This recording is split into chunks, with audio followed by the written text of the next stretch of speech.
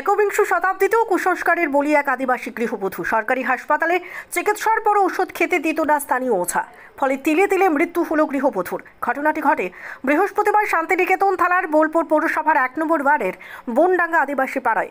মৃতা গৃহবধূ তুলসী টুডু, বয়স 26। সেই ঘটনাকে কেন্দ্র করে শুক্রবার সকালে গ্রামে ব্যাপক উত্তেজনা দেখা দেয়।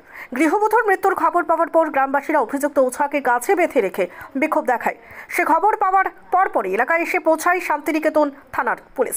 দীর্ঘক্ষণ পর ওই তান্ত্রিক লক্ষণ সোরেনকে উত্তেজিত জনতার হাত থেকে উদ্ধার করে নিয়ে যায় পুলিশ। গ্রামবাসীদের সূত্রে খবর, বনডাঙ্গা এলাকায় ওই তান্ত্রিক দীর্ঘদিন ধরে নিজের ব্যবসা ফেঁদে বসেছিল।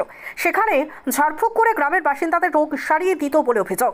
জানা গেছে, বেশ কিছুদিন ধরে বন্যার তুলসী টুডু অসুস্থ হয়েছিল, যে কারণে বোলপুর মহকুমা হাসপাতালে চিকিৎসাধীন ছিল সে। কিন্তু সেখান থেকে দেওয়া ওষুধ গ্রামে ফিরে আসার পর তা খেতে দেয়নি ওই তান্ত্রিক, এমনটাই অভিযোগ। নিজের জোরে বুটি দেওয়ার বদলে প্রচুর পরিমাণে টাকা, জমি, জায়গা, এমনকি সোনার গহনা দাবি করত তান্ত্রিক, কিন্তু তা দিতে না পারলে বিভিন্নভাবে হেনস্থা করা হতো।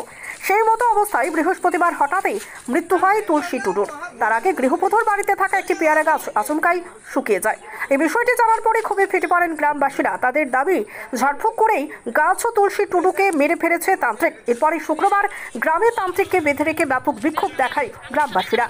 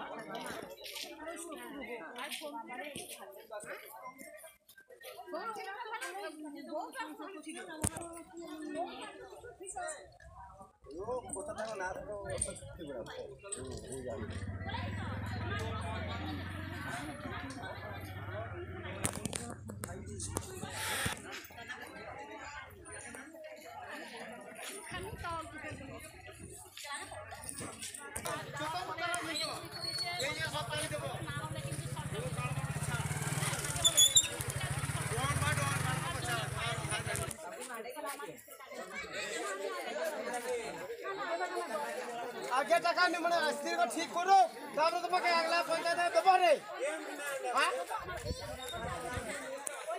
যাকে নিয়ে এসেছে পুলিশ এখন নিয়ে গেল, সে কি করতো?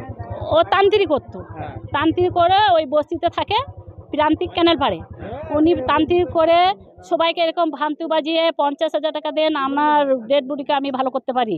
হ্যাঁ, তা ওরা কে কোনো শাশুড়ি মা যে মারা গেছে, তার শাশুড়ি মা বলছে তাহলে আমি যেখানে যাই সেখানে চলো, ও ভালো করে দেবে।